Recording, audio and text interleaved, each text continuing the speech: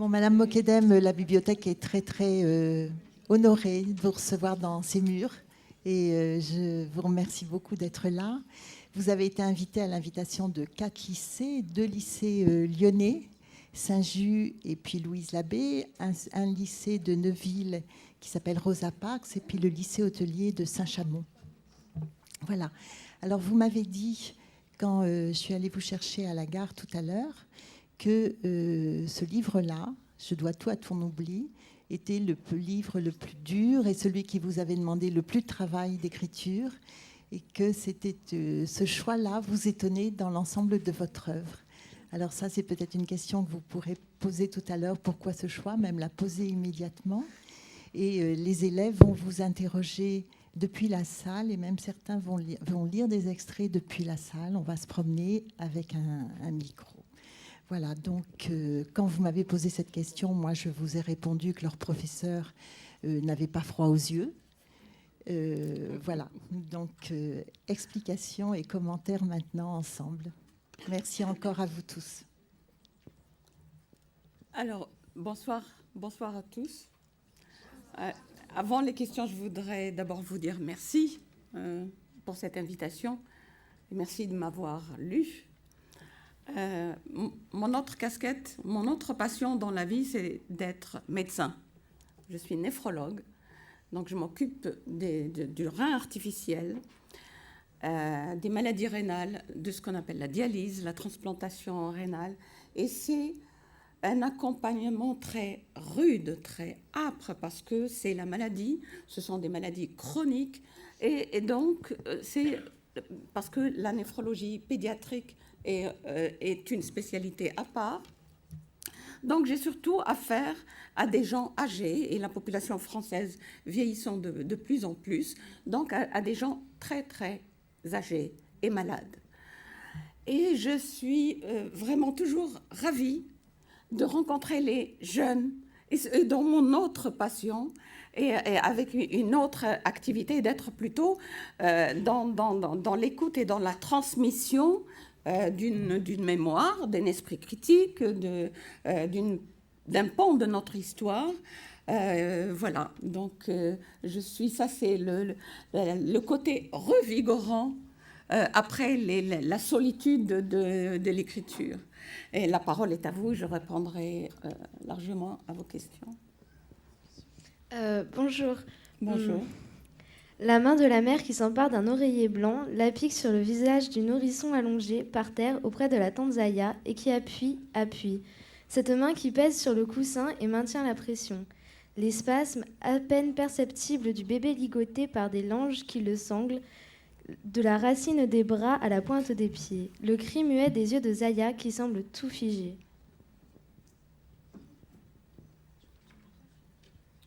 Oui. Quelle est la question? Pourquoi avoir choisi d'écrire la scène qui ouvre le roman en italique?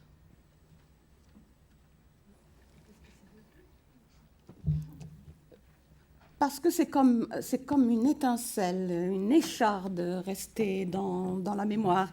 Peut-être avant de développer et dire, j'aimerais avoir la réponse à la question, pourquoi a-t-on choisi ce texte? Pourquoi vous avez choisi ce texte? Qui pourrait me répondre?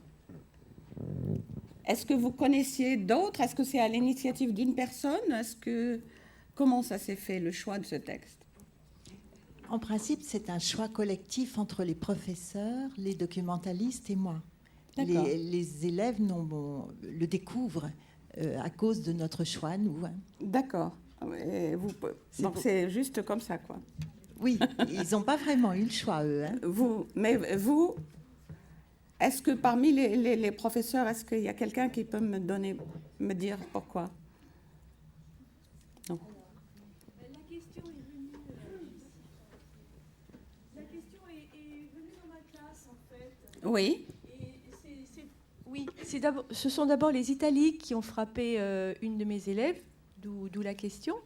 Et c'est sûr que comme la scène est répétée plus tard en lettres d'imprimerie tout à fait normales, on a éprouvé le besoin de se remémorer ce texte pour insister sur ces italiques. parce que c'est quand même le seul passage du roman qui est en italique. Oui. Voilà, donc c'est surtout la forme qui avait... D'accord. D'accord. Voilà. Ce texte, pour moi, même s'il est sous forme de roman, je dis elle. J'ai mon héroïne, elle a un autre prénom que le mien. Elle est cardiologue alors que je suis néphrologue. Ce texte vient après 2 autres textes, après La transe des insoumis et Mes hommes, qui sont des récits autobiographiques.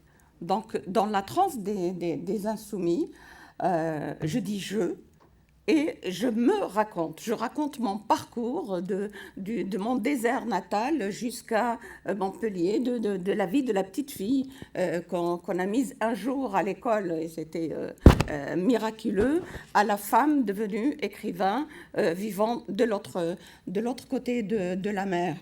Et dans La transe des insoumis, le fil, je n'avais pas envie d'écrire une autobiographie comme ça, jour par jour, en déroulant le parcours de façon chronologique. Donc je l'ai fait en plusieurs temps. Donc dans un premier temps, c'est la transe des insoumis. Le fil conducteur, je me suis demandé quel pouvait être le fil conducteur. Et il est venu, en fait, assez facilement. C'est l'insomnie. L'insomnie de la petite fille là-bas. Et mes textes sont balancés entre là-bas et ici. Et ça commence ici. C'est la femme, médecin, écrivain, qui vient de se séparer d'un homme de seul homme avec lequel elle est vécue, qui était un grand amour. Et voilà, donc dans cette solitude retrouvée, et dans l'écriture, bon, et là-bas, la petite fille, j'ai cherché quand avait commencé l'insomnie. Et je me suis revue peut-être à 4-5 ans. Je vous dis, je suis une fille d'une famille très pauvre. Mes parents avaient été nomades sur les hauts plateaux algériens. Les nomades des hauts plateaux, à l'inverse des nomades du désert, sont plutôt des bergers, des éleveurs de troupeaux. Et les femmes travaillent la laine et ils vivent en fait des produits du mouton. Ils avaient crevé la misère, et puis la colonisation avançant avait dévoré les seules terres qui pouvaient être arrosées dans le nord des hauts plateaux, en sorte que les troupeaux n'avaient plus rien comme aire de pâturage, et ils ont crevé de misère, et ils sont descendus s'installer dans le désert, parce qu'il y avait, avant l'ère du pétrole, une mine de charbon. Je suis née entre des terrils et le début de l'ère occidentale. J'avais des dunes flamboyantes et d'autres sombres. Et c'est un peu comme ça qu'est ma vie, le côté sombre, opaque, et le côté... Et je me suis... Donc, je vous ai situé ça, je suis née dans le désert, et quand je dis là-bas, dans la transe des insoumis, je me vois... petite fille, peut-être à 3 ans et demi, on dormait tous, il y avait un tapis au sol et un tapis par-dessus, et tout le monde allongé. On avait 2 pièces, dont la première pièce, une partie cuisine, une partie où dormait ma grand-mère, et les enfants avec les parents dormaient dans la même chambre. Et surtout, ces sensations l'hiver de notre couverture épaisse, tissée, main, qui m'étouffait. Et cette impression d'étouffer, je me voyais me tirant du corps familial, comme un tire-bouchon, pour respirer. Et je me vois toute petite, je ne suis pas beaucoup plus grande, mais toute petite, me redressant de cette odeur de laine, de pipi des petits frères, et respirer un bol d'air, et puis... Je m'avançais dans la nuit, j'étais à la fois excitée par la nuit et puis j'avais besoin de respirer. Et j'entendais une oreille aux aguets, c'était ma grand-mère qui dormait dans la cuisine et qui me disait « C'est toi ?» Et je trouvais le chemin pour aller vers elle, qui me racontait ses nomades. Elle avait le verbe d'une exilée. Bon, je reviens, on pourra en parler de ce pan-là, mais je reviens à mon texte. Donc, dans la transe des insoumis, je fais le parallèle entre là-bas, la petite fille qui étouffait, qui a étouffé ensuite dans sa famille, dans sa société, qui s'est accroché alors que mes professeurs, plus tard, quand j'ai été au lycée, arrivaient avec l'envie de bouffer du désert. C'est magnifique, c'est fantastique, mais le désert, pour moi, c'était un néant. C'était un abîme, je n'en voyais pas la beauté, je n'avais peur que d'une chose, c'est qu'on m'arrache à l'école, qu'on m'arrache au savoir, qu'on me marie contre mon gré, c'est ce qui a fallu m'arriver, en sorte que le seul horizon pour moi, c'était d'avoir un livre ouvert, comme ça, auquel je m'accrochais. Et quand ma mère, le verbe de ma mère devenait menaçant, je partais, je me perchais sur la dune et je ne voulais surtout pas voir l'horizon, mais mon seul horizon, c'était un livre tenu face à mon visage. Et donc, en face, je mettais dans la transe des insoumis, en regard, les textes de la femme devenue adulte, qui s'est battue là-bas, puis ici, d'abord pour exister dans un monde d'hommes, puisque là-bas, à partir du moment où j'étais suffisamment grande, j'étais plutôt dans un milieu masculin, et je ne parlais pas surtout à ma mère, ni parce que c'était pas elle qui décidait. Donc j'affrontais les hommes de ma famille, et ensuite le milieu médical ici, puis la femme qui écrit, ce que coûte et ce que rapporte aussi l'écriture. Et quand je dis rapporte, je ne parle pas en termes financiers, mais c'est l'accomplissement, c'est l'ultime.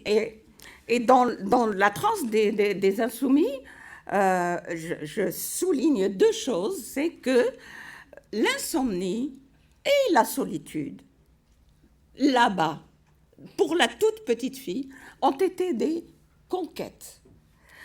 C'était me lever et m'extirper du corps familial, c'était me sentir un corps à moi, et pas complètement enclavé et puis extraire ce corps des tâches ménagères, du verbe menaçant de la mère, exister, et puis me rendre compte petit à petit, en acquérant du savoir, un verbe critique, une contestation, que le regard des gens qui étaient censés être miens, de ma famille, et commençaient à me regarder comme une étrangère.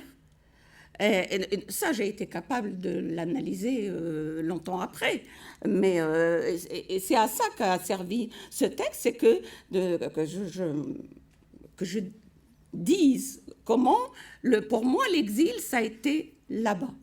Et ça a été cette traversée ou cette lutte qui fait, en fin de compte, que l'accession à la liberté, c'est devenir étrangère au sien.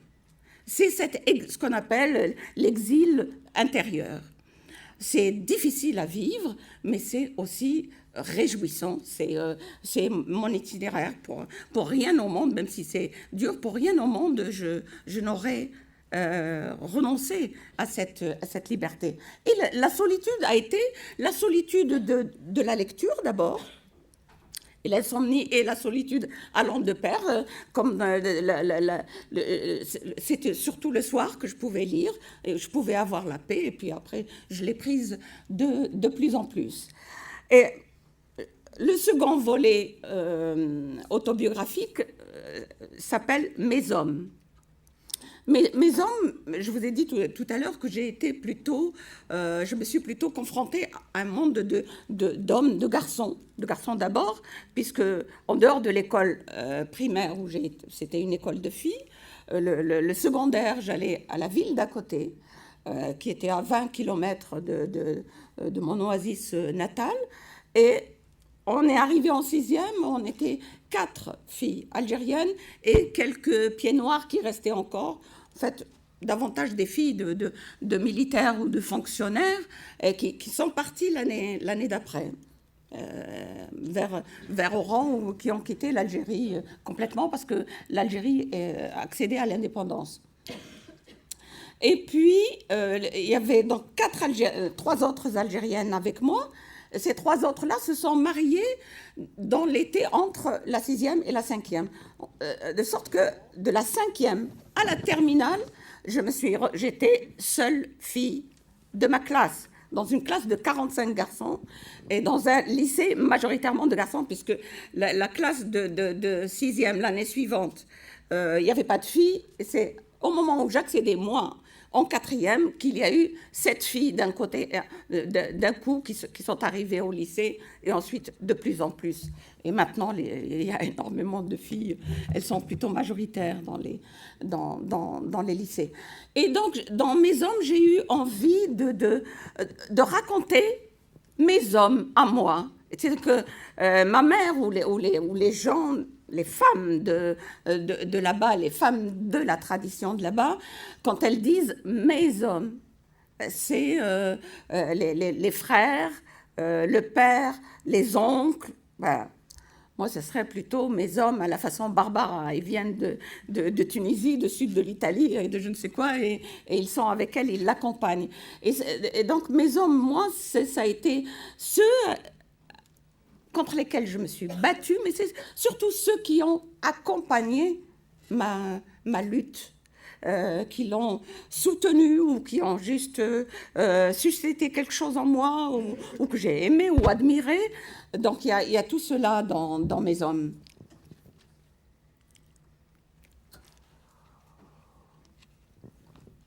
Et c'est après.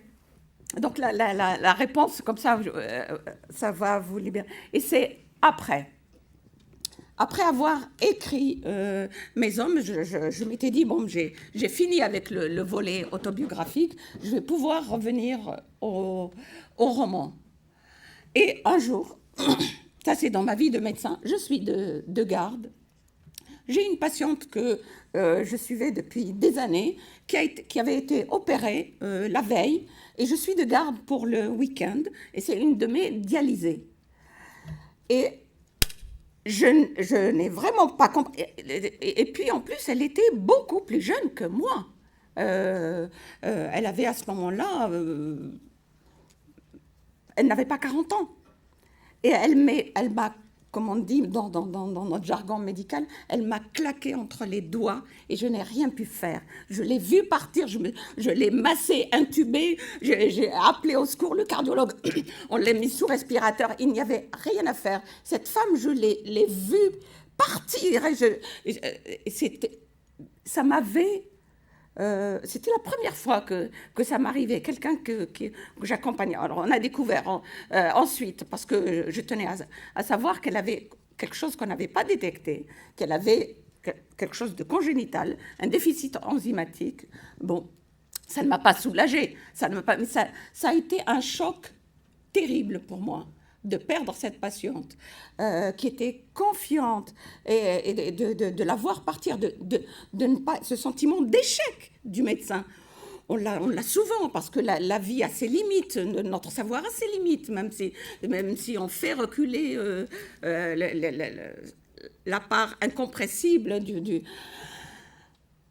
Mais ce choc-là, je suis rentrée chez moi, et il y avait une tramontane terrible qui soufflait. J'avais besoin de ce vent qui hurlait dans mes arbres. J'ai allumé le feu dans ma cheminée et je me suis posée devant mon feu. Et au bout d'un moment, j'ai vu cette image. Cette image qui est la scène inaugurale du... je me suis dit que j'étais en état de choc, que ça allait me passer. Bon. Et cette image revenait. je me suis levée, j'ai pris un whisky, je me suis dit, et j'ai appelé une amie qui est ma grande amie, qui est néphrologue comme moi, que j'ai connue au tout début en arrivant à Montpellier. J'ai dit, Mathilde, on a parlé, elle me dit, mais tu es épuisée. Bon, mais écoute, au bout d'un moment, je dis, mais ce qui me semble, c'est que c'est vrai. J'ai vécu cette image. Et la main que je vois, dans mon souvenir, je ne voyais que la main, mais je savais que c'était ma mère. Elle me dit, écoute, je viens. Elle vient, on en parle, et ça a été encore plus tragique que tout ce qui pouvait m'arriver. C'est pour ça que je disais que ce livre-là était difficile. Et finalement, alors, des gens comme moi n'ont ni le temps, ni l'envie d'aller s'allonger sur le divan d'un psychanalyste. C'est l'écriture qui fait ça.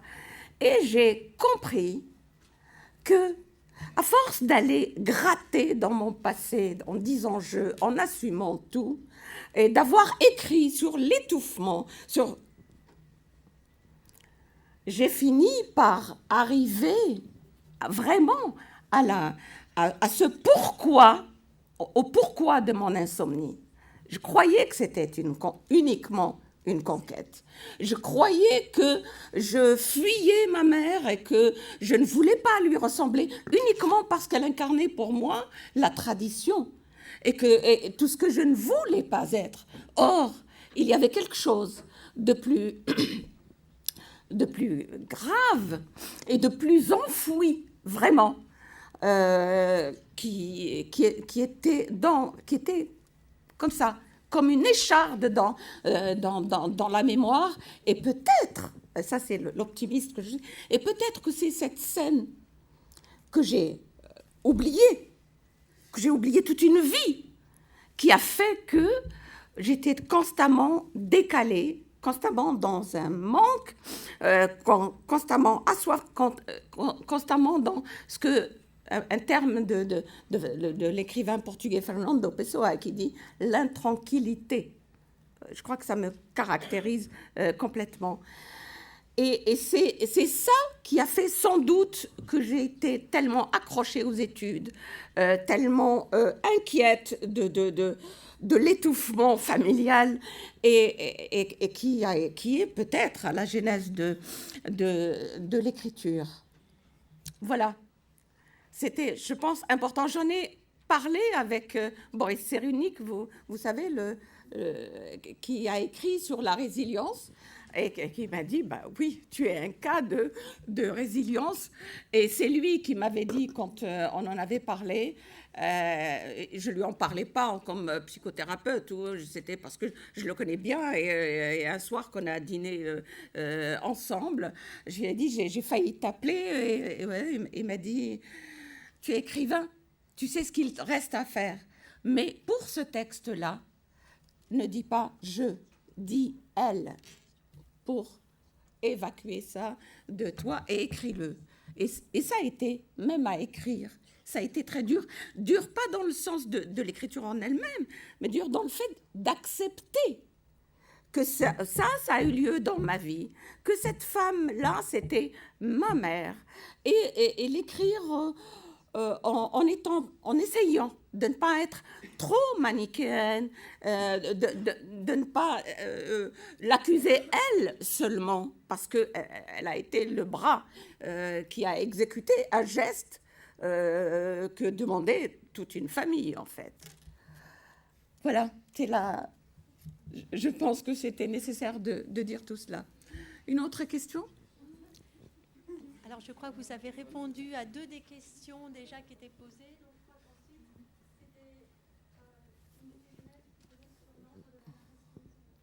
Il faut absolument que vous parliez dans le micro, hein, parce que pour l'enregistrement. C'est Aurélie.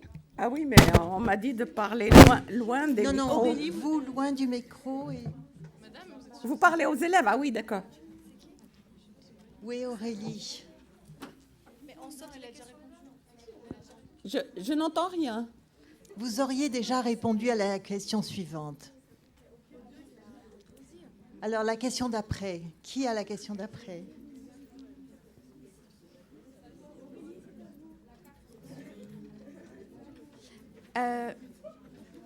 Non, il ne faut rien toucher. Ça fait tout seul? Oui, donc en fait, vous avez déjà un peu répondu à la question, mais du coup, nous, on se posait pourquoi le roman ne suit-il pas l'ordre chronologique et pourquoi tant de retours en arrière. Mais du coup, vous avez déjà répondu à la question. Non, pas vraiment. Une petite partie, quoi, une petite partie. Oui, mais vous comprenez, je vous ai expliqué le cheminement. Comment c'est venu d'abord mettre en regard les insomnies et pourquoi les insomnies ensuite, le chemin vers la liberté à travers les hommes. Et c'est parce que je pense que mes écrits autobiographiques auraient pu s'arrêter à mes hommes, mais c'est parce que ça m'est retombé dans la tête. Et c'est peut-être que si j'avais écrit ça, je n'ai pas voulu faire, je vous ai dit, quelque chose de chronologique, mais d'aller gratter là où ça faisait mal. Et c'était ça, c'était pas le fait de développer quelque chose, c'était de développer des thèmes. D'abord, l'insomnie et la solitude, ceux de la petite fille là-bas, ceux de l'écrivain ici, et puis ensuite les relations aux hommes. Ensuite, ce volet-là est venu. Et je ne pouvais pas l'écrire autrement qu'avec ce premier flashback, qui est cette scène. Parce que elle est en italique parce que c'est une image du passé qui débarque dans la vie du médecin, qui parle de son présent. Et ensuite, il y a quelques flashbacks, mais elle part dans le désert et elle voit sa mère qui confirme en disant ce que vous avez lu. Voilà.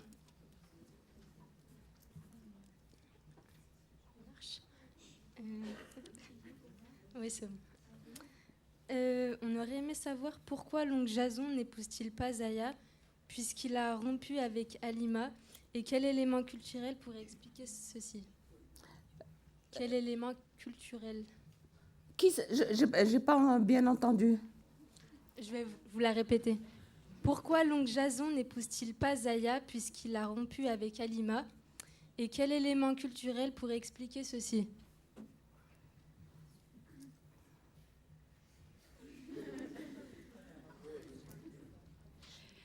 Alors, c'est encore une de mes élèves, donc je précise. Donc, Zaya met au monde un bébé dont le père est l'oncle intitulé Jason.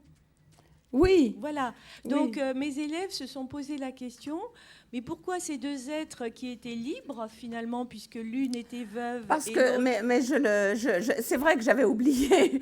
J'avais oublié, on m'a dit tout à l'heure, mais j'ai dit oui. Et j'avais oublié la comparaison avec Médée, etc. Oui, parce que, normalement, l'oncle devait épouser la sœur, la sœur de la tante avec qui il a fait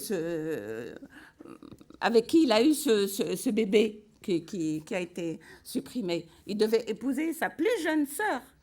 Et comme celle-là, Halima, elle était venue dans cette partie de la famille pour qu'on la marie à quelqu'un, puisque sa plus jeune sœur était promise à cet oncle-là. Donc, normalement, ces deux-là n'auraient rien dû faire ensemble. Et voilà. Et puis, comme c'était de toute façon fait hors mariage, ça déshonorait cette partie de la famille, c'est-à-dire mon père et mon oncle, qui s'étaient engagés en prenant leur cousine vis-à-vis de leur oncle. C'est des choses aussi absurdes. C'est encore plus absurde que Jason et l'histoire de Médée, parce qu'elle, au moins, c'est pour le pouvoir, et eux, c'est juste pour ce qu'ils appellent l'honneur. Oui, parce que même le mariage de ces deux personnes, une fois le bébé conçu, n'aurait rien arrangé du tout. De toute façon, le mal était d'avoir... Le mal était de faire un bébé alors que cette femme... de fauter alors qu'il n'aurait pas dû faire ça. Et donc, si la famille... Il faut dire que les choses étaient très, très, très verrouillées. S'ils étaient conciliants, effectivement, on aurait pu dire qu'ils auraient pu les marier, et c'est tout. Mais les marier et que l'enfant naisse à 5 mois du mariage ou à 6 mois après le mariage, ça aurait été un scandale, de toute façon. Donc, il y aurait eu une trahison familiale, il y aurait eu des conflits, peut-être des fâcheries à la vie, il y en avait déjà eu, donc voilà. Et ça s'est résolu comme ça. Résolu, si on peut parler ainsi.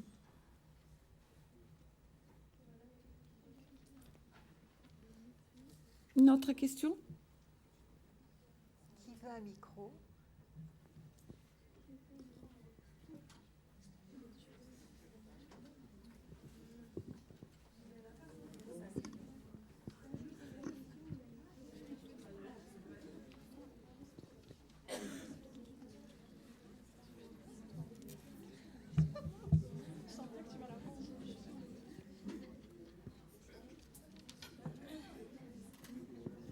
Oui.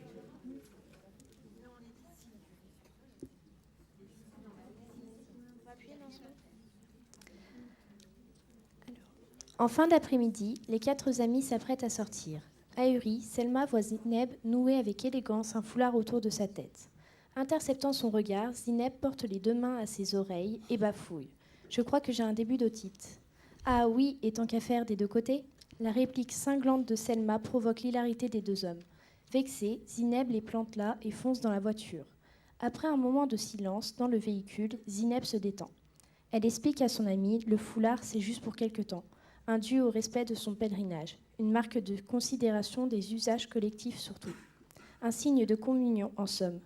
Elle ne renie rien les libertés conquises de haute lutte pendant les années d'université. Elle aurait même pu mourir pour ses convictions quand le seul fait de traverser la rue tête et jambes nues, c'était de se proclamer de ce camp-là. Oui. Est-ce que, selon vous, Zineb et Rachid ont trouvé un beau compromis pour vivre entre tradition et modernité? Un beau compromis. C'est difficile à dire parce que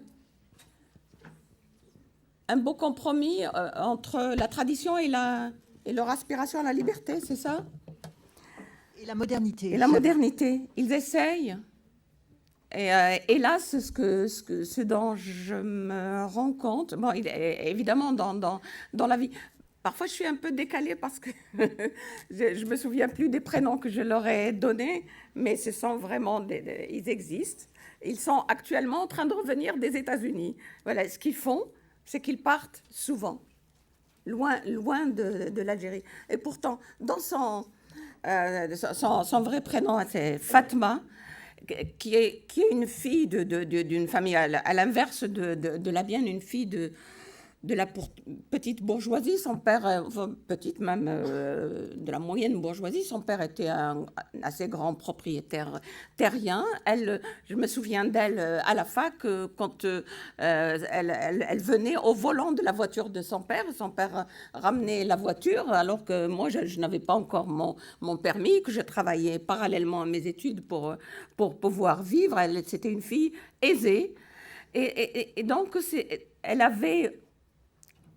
elle n'avait pas eu besoin de lutter. C'était assez flagrant à l'université, au début des années 70 en Algérie, des filles qui avaient eu un parcours comme moi, c'est-à-dire des filles venant de milieux pauvres, étaient très peu nombreuses. Parce qu'il y a quand même quelques chiffres qu'il faut que vous sachiez. C'est qu'à l'indépendance de l'Algérie, moi, je finissais le primaire et j'entrais au secondaire. À l'indépendance de l'Algérie, après 130 années de colonisation, il faut dire ce qu'il en est, il n'y avait que 10% de la masse scolarisable des enfants qui étaient scolarisés. 10%. Et je faisais partie de ces 10%, moi, dans mon foutu désert et dans une famille très pauvre, etc. Donc, c'est assez rare. Et à l'université, quand j'ai vu les filles qui étaient là, c'était beaucoup des filles de la bourgeoisie que les parents avaient accompagnées dans leurs études et qui étaient là, non pas, qui n'avaient pas eu à se bagarrer contre une famille, une société pour être là, mais au contraire, c'était tout à fait normal. Et donc, si vous voulez, c'est comme les enfants des 68 heures. Après, ils n'ont pas eu à livrer la bataille à leur famille. Les parents étaient plus libéraux. C'était pas tout à fait pareil en Algérie, mais bon, les parents étaient plus conciliants. Donc, elles n'avaient pas l'esprit bagarreur comme moi. Elles sont nombreuses dans ce cas. Elles avaient appris à conjuguer avec. Toujours, alors que moi j'étais assez irréductible. J'avais appris, d'abord, je ne savais pas ce que c'était la liberté, mais j'ai appris le refus. Refuser ceci, refuser cela, et à force de refus, j'écartais, je m'ouvrais un horizon. Alors qu'elles étaient enveloppées dans une sécurité, elles étaient accompagnées, et c'était donc la majorité des filles qui arrivaient à l'université en ce temps-là. Et Fatma, pour moi, Fatma et Wedi, donc ce couple-là auquel j'ai donné d'autres prénoms dans le roman, représente vraiment ce qui est ma famille en Algérie. C'est ma famille adoptive, c'est eux que j'aime beaucoup, avec qui j'ai gardé un lien très, très, très, très fort. Et donc, il a jamais été question qu'ils partent. Wadi est commissaire aux comptes, Fatma est prof de physique, elle est mère d'enfants qui, 2 sont aux États-Unis et 2 à Paris. Ils vivent très, très, très aisément. Et elle, une femme comme elle, qui est pourtant, moi, il aurait fallu comme... c'est dans d'autres textes où j'ai failli me faire lyncher un soir de 1er novembre en 65, parce que c'était un soir de 1er novembre, c'est la commémoration du lancement de la guerre d'Algérie, de la guerre d'indépendance. Et il devait y avoir un feu d'artifice. J'étais la seule fille, le soir, sans foulard. J'ai failli me faire lyncher, j'ai failli le payer de ma vie, le droit de ne pas porter de foulard. J'étais plutôt de ce tempérament. Je suis plutôt de ce tempérament-là. C'est pour ça que quand je vois des foulards, j'apprends à accepter ces différences, même si, on pourra... C'est un autre débat. Mais Fatma, elle pouvait mettre le foulard pour certaines circonstances, et puis l'enlever après. Elle avait appris à passer aisément d'un contexte à l'autre. L'aisance de la bourgeoisie, l'aisance des deux. Et hélas, même elle, je sais que c'était il y a 2 ans, elle me disait, tu sais, je suis allée, pourtant elle allait voir une autre amie médecin, parce qu'elle avait eu, je ne sais pas, un petit souci de santé. Elle est allée consulter une de nos amies. Elle me dit, je me suis retrouvée dans la salle d'attente. J'étais la seule femme sans foulard. Donc, une salle d'attente avec hommes et femmes. Elle me dit, et tu sais quoi? Celles qui me fusillaient du regard, c'était les femmes. Et je me suis sentie étrangère. Et bien maintenant, pour respirer, elle voudrait que son mari puisse s'arrêter. Elle va s'arrêter de travailler, je pense, elle, l'année prochaine. Mais ils passent le plus clair de leur temps plutôt aux États-Unis qu'en Algérie. Et sinon, bon, dans les villes, vous avez des filles qui luttent, qui ne portent pas le voile, etc. Mais plus vous vous enfoncez. Et c'est ce que j'ai fait avec eux en 2011. Plutôt après mon dernier texte, La Désirante, j'étais allée les rejoindre et on avait fait un tour dans le centre de l'Algérie que je n'avais pas vu depuis quelque temps, et plus en s'enfonce en Algérie, plus l'Algérie est bigote. C'est que c'est devenu pire que l'Algérie dans laquelle j'ai vécu, moi, où on acceptait quand même on a accepté ma lutte au fin fond du désert, même si ça a été dur, j'ai pu exister, alors que maintenant c'est vraiment très très difficile. Parce qu'on a verrouillé l'école, parce qu'on a embrigadé une jeunesse, parce qu'on a livré une population aux intégristes. Oui. On a vu que le récit se termine suspendu dans un bus sous la neige. Oui. Pourquoi est-ce que vous avez choisi cette fin? Parce qu'elle est magnifique, parce que c'est très beau. De partir, je m'y attendais vraiment pas à voir la neige.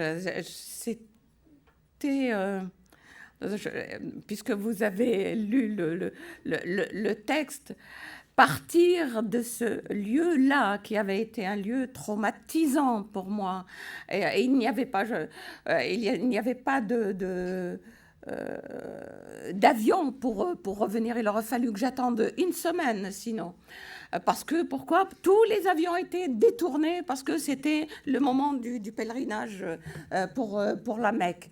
Et le car démarre à 4 heures du matin et on part dans la nuit, dans cette obscurité, avec la voix, ils ont au démarrage du car, une cassette, et je me suis pris dans la tête 3 heures de Coran.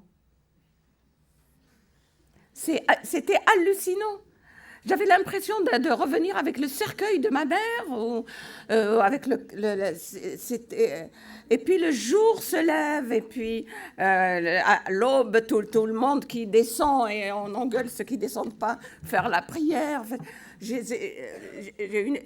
l'impression d'une ascension comme ça, puis traverser les hauts plateaux dès qu'on arrive aux endroits où il y avait les arbustes. C'est des paysages grandiose, magnifique, les hauts plateaux. C'est la terre de mes aïeux. C'est une terre rouge, c'est des steppes d'alpha comme ça. Quand il y a un peu d'air, vous voyez ce bleu-vert de l'alpha sur la terre rouge. C'est magnifique, c'est l'air des chevaux.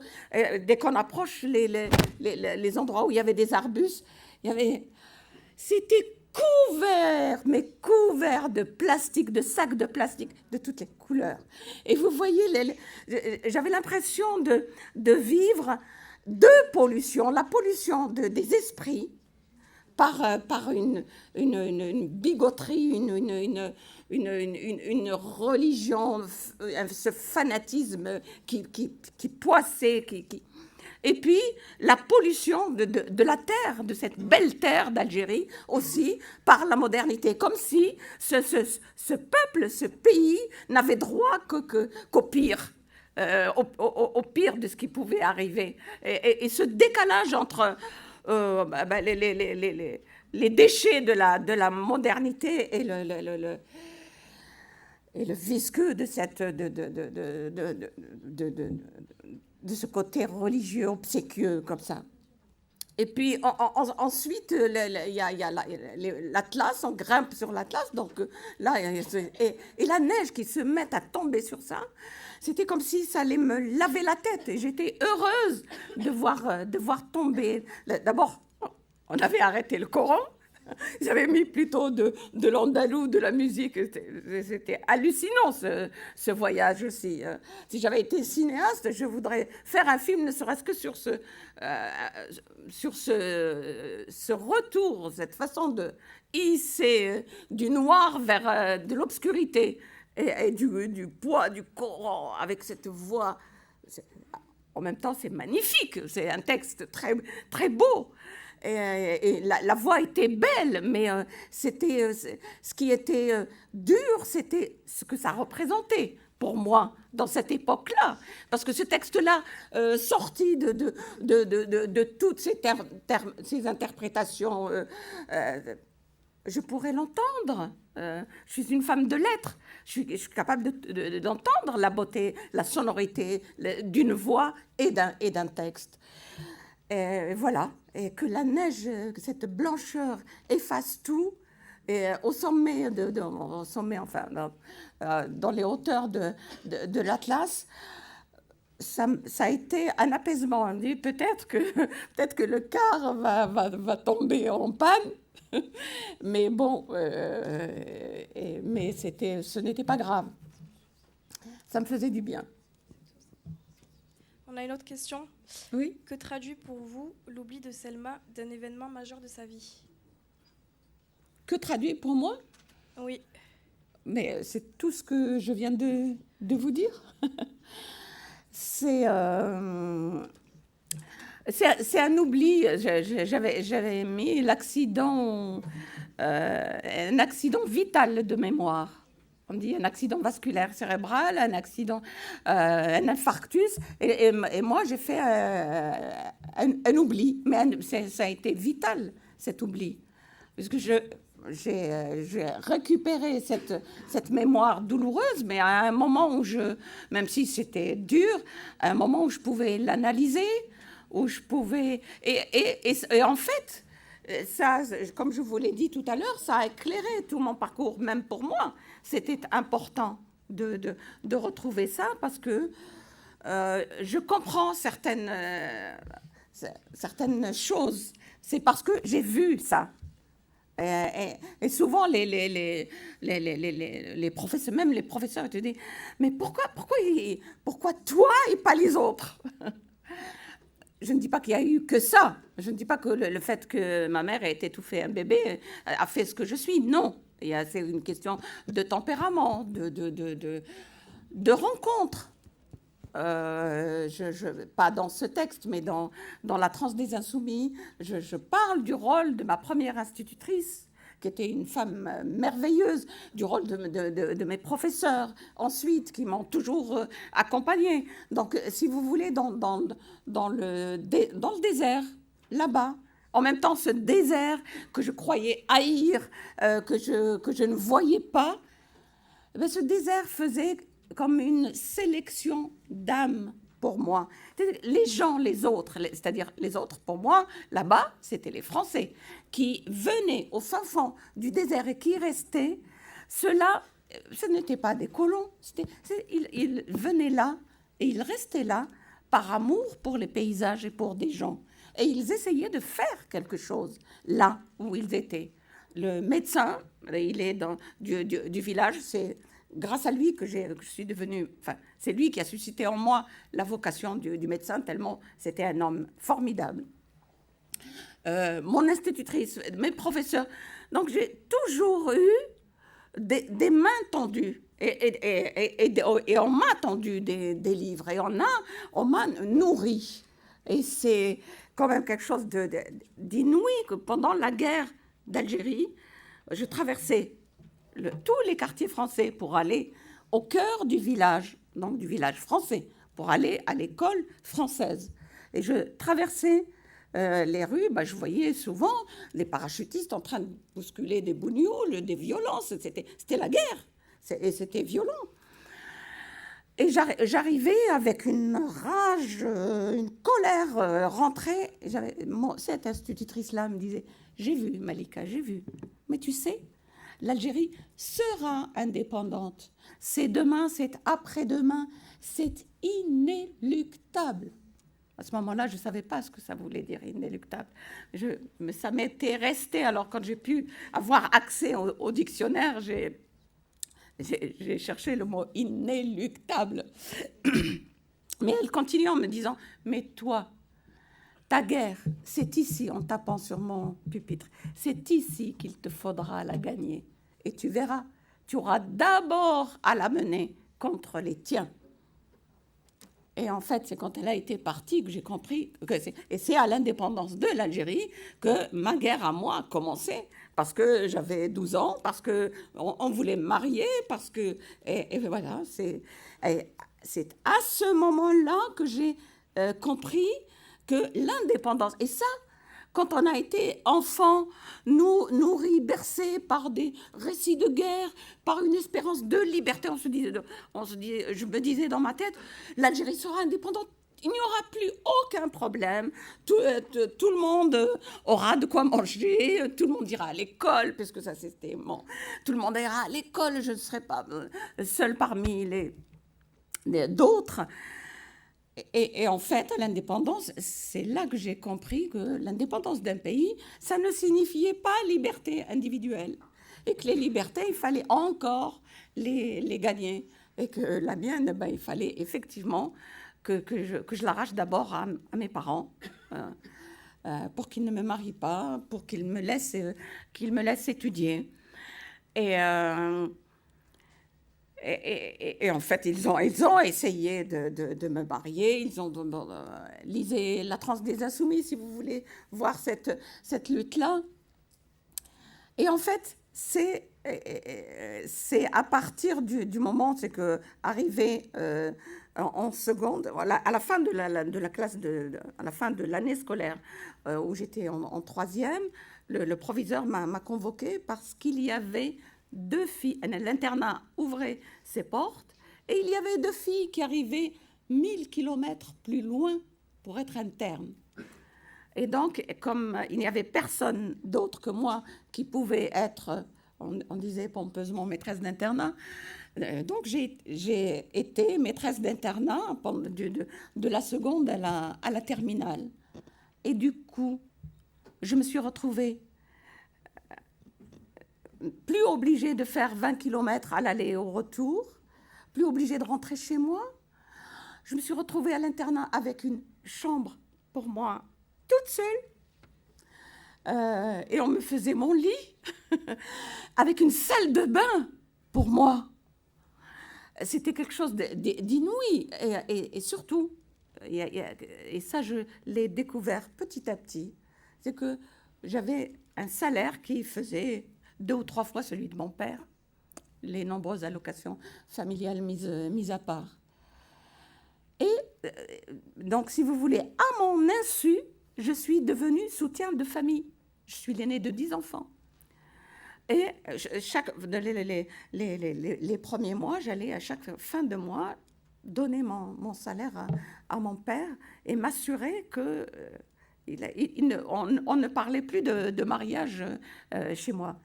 Il n'a plus été question de mariage parce que j'étais celle qui nourrissait la famille. Et dans ma tête, ça a été une étape fondamentale parce que j'ai compris que la liberté, elle passait d'abord par l'autonomie financière. Et ça, c'est resté incrusté dans ma tête. Et je l'ai compris à l'âge de 15 ans. Et après, je me disais, quand ma sœur est arrivée, je donnais ma paye à ma sœur pour qu'elle la ramène à la maison de casse, qu'elle la ramène à la maison. Et dans ma tête, avec cette morgue, je me disais, je suis comme une esclave. Chaque mois, j'achète ma liberté. Et en fait, c'est vrai. Et ça, c'est resté... ça m'a rendu service.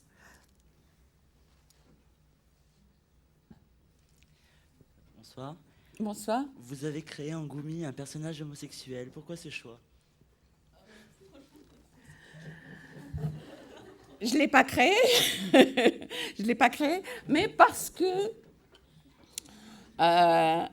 j'ai un grand ami homosexuel, un de mes meilleurs amis, quelqu'un que j'adore. Et je connais le couple. Lui, c'est un Français ici. Il a son copain. Ils vivent ensemble depuis des années.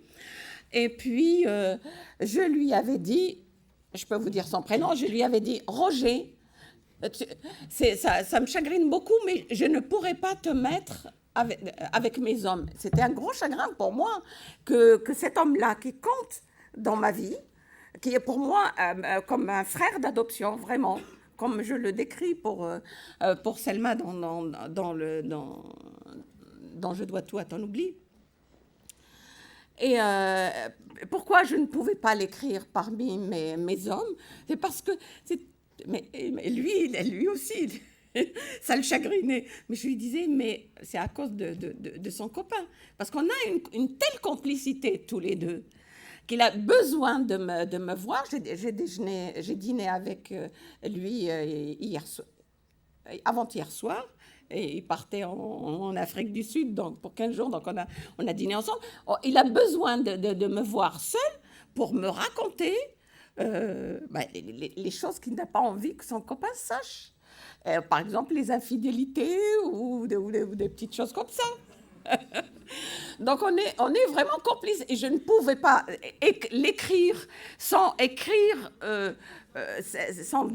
cette grande complicité, cette confiance qu'il a en moi.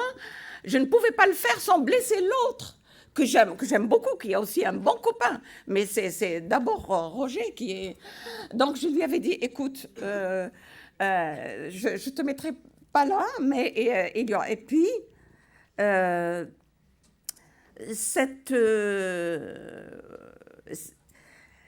cette part, ces êtres un peu à part, avec une part de féminité assumée ou cachée, sont un sujet littéraire et me touchent, m'attendrissent ou m'interrogent. Et dans mon prochain roman, il y a encore, dans celui que je suis en train d'écrire, il y a encore un homosexuel. Et parce que leur vie, vous avez vu ici, c'est déjà pas facile. Alors en Algérie, c'est un enfer. Être homosexuel en Algérie, c'est infernal. Voilà. Et le rôle de l'écrivain, pour moi, c'est aussi d'interroger une société. C'est de lui décrire des êtres avec leur vulnérabilité, tels qu'ils sont. Ils ont cette sexualité. Et puis, et voilà comme ils en souffrent, et voilà comme ils sont marginalisés, et voilà. Bon. Et c'est... on dit que des fois, un bon roman vaut mieux qu'un essai parce que un bon roman, il vous montre les vulnérabilités, la souffrance d'un être, les complications, la complexité d'une société, ses travers, ses abus. Et c'est en décrivant tout ça qu'on participe à, j'espère, qu'on ait un jour un autre regard sur la sexualité des gens. Parce qu'en fait, c'est quoi? C'est parce que les homosexuels ici restent un peu à part, mais là-bas, il y a un couvercle sur la sexualité de façon générale. Alors, les homosexuels, c'est les plus grands pécheurs. Une autre question? Vous en avez déjà un peu parlé, mais pensez-vous que l'image de la femme en Algérie soit en train d'évoluer ou puisse évoluer? C'est une question difficile. Oui, elle a évolué. Pas comme je l'aurais aimé, mais ça a quand même évolué. Actuellement, même avec... la mainmise des islamistes et tout, actuellement en Algérie, 50% des médecins sont femmes, 60% des enseignants sont femmes. Elles sont partout, même avec le foulard. Bon, dans les grandes villes, il y a beaucoup de femmes qui ne portent pas le foulard, mais même avec le foulard, les femmes sont dans l'espace public. Les femmes sont dans le monde du travail. J'ai dit l'importance du travail tout à l'heure. Et dans les régions reculées où il y a la pauvreté, c'est parfois, souvent juste le travail des femmes qui fait bouillir une marmite. Et c'est aussi ça qui participe à une aigreur des hommes parfois. Donc elles sont dans le monde. Ça c'est c'était inéluctable, comme me disait mon institutrice, et c'est ça. Donc, ça, c'est un acquis fondamental. Mais le problème, si vous voulez, de la société, c'est qu'elles-mêmes, même quand elles travaillent, elles ont l'esprit embrigadé par une religion qui ferme les horizons au lieu de les ouvrir. Et ça, c'est le rôle, quand dans les années 90, où on ne cessait de parler du terrorisme. Moi, j'étais inquiète de l'école, parce que l'Algérie des années 90, qui a amené une société à se dresser, à dresser une partie de la société contre l'autre, jusqu'au point de s'entretuer, c'était le résultat d'une mainmise des intégrés sur l'école, 30 années de mainmise sur l'école. Et si vous voulez, la femme inquiète de l'avenir de l'Algérie que je suis, je m'inquiétais de l'école. Qu'est-ce qu'on fait? Est-ce qu'on a redressé la barre? Bon, c'était ça. Je ne voyais pas comment un pays pouvait se construire un bel avenir si, dans l'école, on embrigade les enfants et on ne développe chez eux que l'esprit des réponses à la Pavlov, plutôt sur les thèmes religieux. Voilà. On a commencé depuis quelques années déjà, des intellectuels ont ouvert des écoles parallèles. Les gouvernements les fermaient. Maintenant, on a sous l'influence des islamistes, le français avait été quasiment balayé de l'école primaire. Maintenant, il est réintroduit à l'école primaire. Et puis, l'école change. Mais ça a été un tel gâchis. Il faudra toute une génération encore pour que l'école redevienne un lieu où on n'étouffe pas l'esprit des enfants, où on leur apprend à réfléchir, à être critique. Et c'est là que le bas blesse. Ça viendra. Regardez ce qui se passe, par exemple, en Tunisie. La Tunisie... La chance de la Tunisie, c'est que, si l'on peut parler de chance, c'est que la Tunisie n'a pas de pétrole. Et donc, les ressources du pays, c'était sa jeunesse et le tourisme. Et donc, ils ont fait attention à l'école. Il y a aussi l'héritage de Bourguiba, il y a aussi... Bon, ils ont fait attention à l'école. Donc, en Tunisie, il y a une classe moyenne. Et puis, il y avait c'était plus libre en Tunisie. Les gens ont moins fui qu'en Algérie. Et il y a une classe moyenne qui est celle qui a fait la révolution, qui a donné le coup de départ à ce qu'on a appelé le printemps arabe. Vous savez que ça a été, on leur a volé et ça a été encore les islamistes, mais parce qu'ils sont mieux organisés. Mais c'est une bataille de longue haleine et ça viendra. Ça viendra, et j'espère d'abord en Tunisie. Bonsoir. Bonsoir. Ne vous sentez-vous pas infidèle à vos origines en faisant tant de reproches aux traditions de votre pays natal? Non, je lui rends, j'espère, le plus grand service.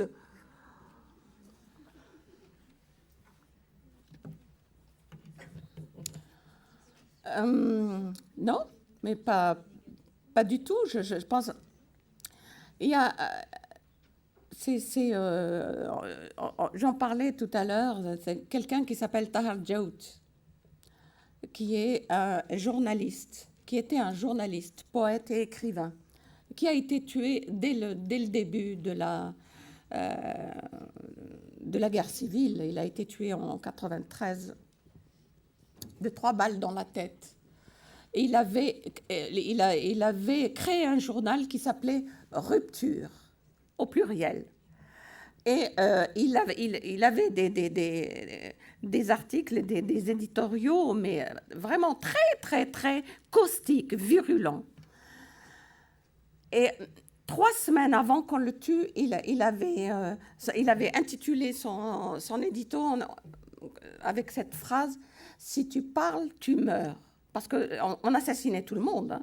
On dit qu'on a assassiné les intellectuels, mais on a assassiné tout le monde. Et le peuple algérien, le petit peuple, l'a payé au centuple. D'abord lui.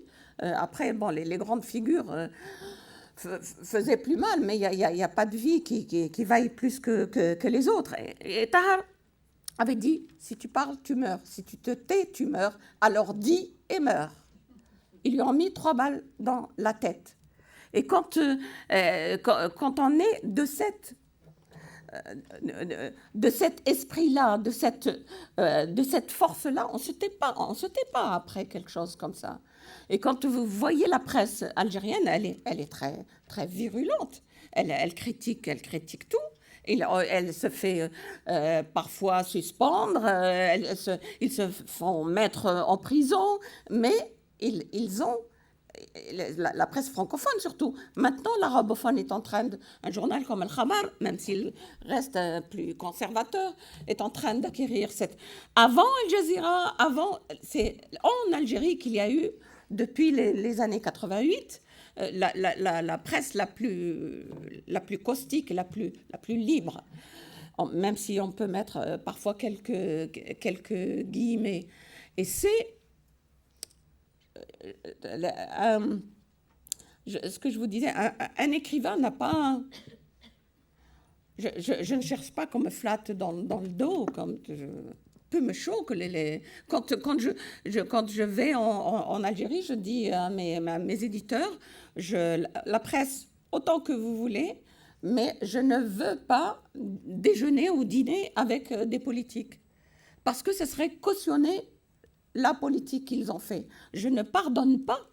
Je ne pardonne pas au gouvernement algérien. Je voudrais qu'un jour, et ça même en Algérie, il y a certains endroits où aujourd'hui on me lyncherait si je le disais, et pourtant je le dis, qu'un jour je voudrais que les Algériens fassent le procès de Boumedienne, du le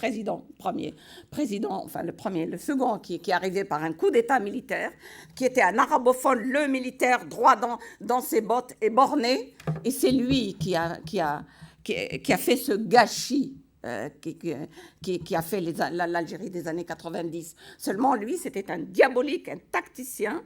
Et toute la mafia politico-financière et islamiste, c'était des marionnettes au bout de ses doigts. Mais quand il a claqué, les gouvernants ont été des marionnettes dans les mains des généraux. Si on ferme sa gueule, si un écrivain... on n'est pas des ministres, en fait. C'est pas on se plie, on ferme sa gueule ou on s'en va. L'écrivain, c'est un électron libre. Et moi, je ne dis pas que tous les écrivains doivent être engagés. Les écrivains, chacun est son thème, chacun est son thème, chacun son parcours, chacun sa vie. Moi, mon parcours, il est celui-là. Et avec l'esprit critique que j'ai, je ne peux écrire que de cette façon-là. Est-ce que vos livres ont été publiés à l'étranger, notamment en Algérie, et comment ont-ils été reçus? Je suis traduite dans à peu près une douzaine de langues. L'arabe, ça a été une des dernières à venir. Mais c'est vrai que l'Algérie a traversé, pendant les années 90, même les éditeurs ont dû fuir l'Algérie. Maintenant, je suis traduite. Je suis traduite en Algérie, au Liban, au Maroc, en Tunisie. Et même, c'était l'année dernière, au repas, j'ai été l'invitée d'honneur du Salon du Livre d'Alger. Donc là, j'étais avec tous les auteurs et c'était le Liban qui était le pays invité du Salon du Livre. Et à un moment, à la fin du repas, j'ai vu venir vers moi un grand bonhomme. Il me dit « Malika, je suis votre éditeur libanais et je vous présente votre éditrice saoudienne. » Je suis traduite en Arabie Saoudite et j'ai vu une femme plus fluette que moi, une petite jupe, les cheveux bruns coupés comme ça. Il dit on a eu un mouvement, c'était nous étreindre, nous embrasser. Mais j'étais heureuse de voir une Saoudienne, je dis, et pas d'aller, je n'irai jamais dans un pays comme l'Arabie Saoudite, parce que je ne porterai jamais le foulard, c'est hors de question. Mais de savoir que mes textes, et c'était celui-là, je dois tout, t'en oublies. Donc c'est pareil, et que ce texte-là rentre en Arabie Saoudite par cette femme-là, c'est magnifique. Mais je ne veux pas donner de l'Algérie que le tableau noir. Quand j'y vais, vous me direz que peut-être ceux qui viennent me voir, ce ne sont que ceux qui m'aiment. Ceux qui ne m'aiment pas ne viennent pas. Mais je vois beaucoup de jeunes, de jeunes filles ou de jeunes gens, et parfois des jeunes filles avec des foulards me regarder avec des yeux pleins d'admiration. Donc là, je ne les agresse pas. Je me dis, si mes livres pouvaient jouer le rôle quand jouaient les textes des autres, d'autres écrivains pour moi, un jour, celles-là vont se libérer du foulard et de tout ce qui les étouffe ou de ce qui les entrave, et que le chemin va être long, mais qu'elles le feront. Oui.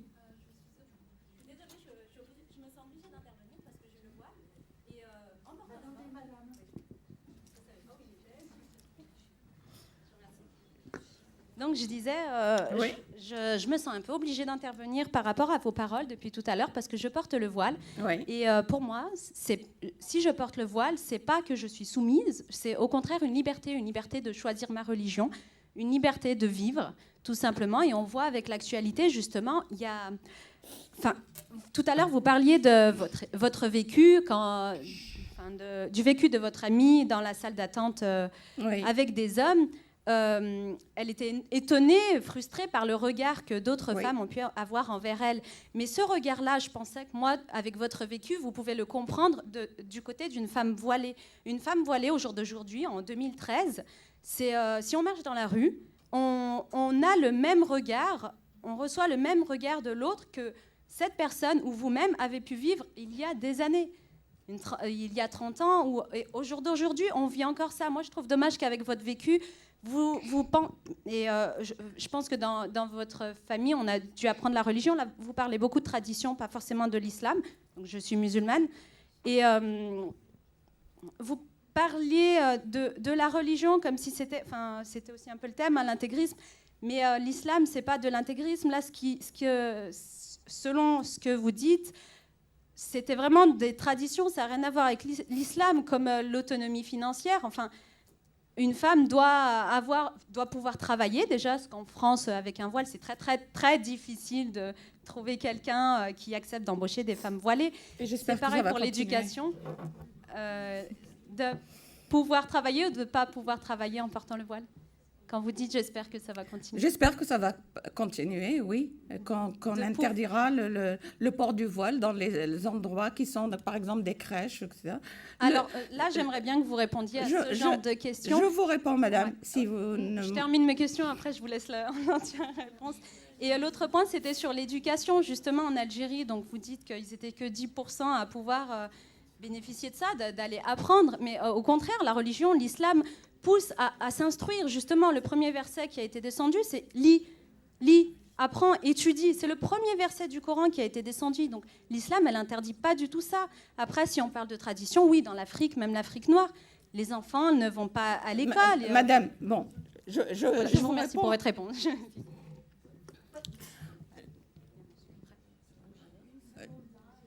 Excusez-moi, c'est pour en fait réagir à la question, mais si vous pouvez répondre d'abord, s'il vous plaît. C'est pour réagir à ce que disait la dame. En fait, oui. Voilà. Je disais en fait, voilà, est-ce que, sans manquer de respect pour les personnes qui pratiquent telle ou telle religion, je veux dire, est-ce que les gens se sentent obligés de s'afficher dans la rue avec leurs signes ? Étant moi, je suis catholique pratiquant, je ne me sens pas obligé d'afficher ma croix quand je me balade dans la rue, quoi. Voilà, mais sans vouloir manquer de respect pour ces personnes-là, voilà. Et sinon, par contre, j'avais ma question que je voulais poser, c'était vite fait. S'il vous plaît, sinon je n'entends pas. Je vais répondre, mais je vais...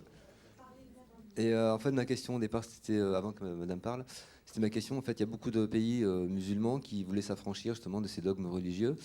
Et on assiste souvent dans les pays occidentaux, souvent en majorité catholique par exemple, à un retour du religieux. Du religieux, enfin une montée de, comment dirais-je, peut-être pas de la radicalisation, c'est un peu excessif comme terme, mais une montée de vouloir s'afficher en tant que religieux et s'identifier pas en tant que citoyen, mais en tant qu'être religieux, quoi. Voilà. Voilà ma question. C'était juste pour répondre, c'est bref. Hein. Si je porte le voile, c'est ma religion qui me demande de le porter, et c'est comme les bonnes sœurs qu'on voit dans les églises, elles portent le voile tout simplement. C'est une pratique Madame, de la religion. ce n'est pas vous la conférencière, s'il vous plaît, je réponds. Parce que vous avez un autre point de vue que le mien, donc je voulais juste donner celui-là. Je vous réponds.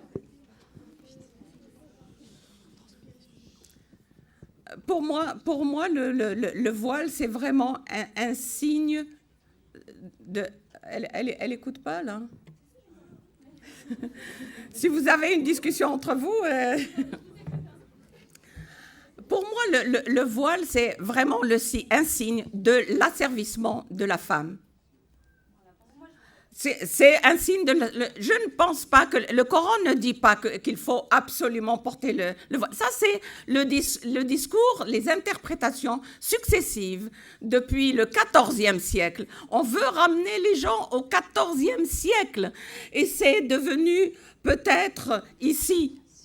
Franchement, en France, c'est devenu... Madame, non, nous n'allons pas faire ça. C'est-à-dire que nous n'allons pas ramener le débat à un dialogue entre vous et moi. Vous avez posé une question, je vais y répondre. En plus, ensuite, c'est tout. Parce que je connais la didactique. C'est-à-dire que les gens, surtout quand ils sont embrigadés, ils ne veulent pas reconnaître la chose. Et je ne vais pas parler constamment de ce thème-là. Pour moi... Le corps de la femme n'a pas à être stigmatisé par du religieux. Et les cheveux de la femme, pourquoi les cheveux de la femme seraient un objet sexuel qui exciterait les hommes, qui ceci, cela? Mais bien sûr que si. Et c'est un signe d'avilissement du corps de la femme. Et j'espère bien, madame, qu'ici, dans ce pays laïque, où nous sommes beaucoup plus nombreuses, les maghrébines, les filles venues du Sud, venues se réfugier dans ce pays pour fuir, justement, les menaces que représentait la vague d'intégrisme. Et nous voyons ça se développer ici. Parce que, bon, on va pas refaire le débat sur le socio-économique qui pousse, mais j'espère bien que ce pays laïque ne permettra pas aux femmes voilées de tenir des postes dans des lieux où c'est des lieux publics. Voilà, et on passe à une autre question. On ne va pas faire un dialogue. Je ne vais pas en Arabie Saoudite pour ne pas parler de ça. Et vous savez, mes amis dont je parlais tout à l'heure m'ont dit, et je vais oser vous le dire, moi, ici, les filles de mes amis en Algérie, donc des filles aux mains desquelles on a mis des livres, dont on a ouvert les esprits. Elles ont vu des jeunes filles comme vous se pavaner dans les télévisions et revendiquer le voile. Elles m'ont dit, mais qu'est-ce qu'elles ont à emmerder les Français? Elles n'ont qu'à venir ici, ou mieux encore, aller en Arabie Saoudite. Ah oui, parce que vous n'aurez pas de problème de porter le voile. C'est tout le monde le porte. Bon, je voudrais qu'on termine plutôt sur autre chose que sur une colère. Plutôt sur une autre question, s'il vous plaît. Nos élèves vont poser une petite question sur votre belle écriture et sur vos livres. Pardon, je n'ai pas entendu. Nos élèves vont poser une question sur votre belle écriture et sur vos livres. Merci, qu'on revienne à l'écriture. Ce giron de sable a été son refuge jusqu'à la fin de l'adolescence, jusqu'à son départ du désert. C'est là qu'elle s'était retirée dès les premières fugues. La rêverie pour Solviadik. Ensuite, elle venait s'y réfugier pour lire. Les livres destinés aux enfants n'avaient pas été ses lectures favorites. Elle les avait aussitôt délaissés pour s'attaquer aux livres des grands. Elle, l'insomniaque. C'est trop facile pour toi, tu ne vas rien y comprendre. Oui, avait d'abord dit la bibliothécaire. Mais tant mieux si déchiffrer leur mystère la tenait éveillée encore plus longtemps. quel livre vous a le plus marqué ou vous a fait particulièrement grandir? Mais vous savez bien ce que je dis là au départ. Je lisais en ayant l'impression de rentrer dans une forêt de mots auxquels je ne comprenais rien. Mais il y a un texte, même s'il y a une phrase qui a pu peut-être m'agacer, mais c'est parce que le texte parlait du désert et que je l'ai lu très jeune, c'était Le Petit Prince. Pour la première fois qu'un texte parlait du désert, ça me plaisait bien, parce que nos livres de lecture, c'était plutôt en classe, je veux dire, c'était des livres avec des illustrations sur la campagne française, sur l'Algérie, c'était une abstraction. Ensuite, je crois que le texte qui m'avait énormément touchée, c'était La case de l'oncle Tom. Rappelez-moi le nom, comment s'appelle Non. Voilà. La case de l'oncle Tom. Ensuite, un écrivain qui a énormément compté dans l'adolescence, ça a été Faulkner. Faulkner, pourquoi? Parce que dans Sartori, Tandis que j'agonise, dans d'autres textes, il décrit une société, un sud-américain sordide, violent, qui, un chouïa après, ressemblait en fait au mien. Et je trouvais, quand on parlait tout à l'heure de la liberté de parole et de critique, quand on lit Faulkner, qu'est-ce qu'il en met à sa société? C'est extraordinaire. Ensuite, je ne pense pas qu'il y ait seulement un texte. Je n'ai tenu qu'avec des livres, que grâce aux livres.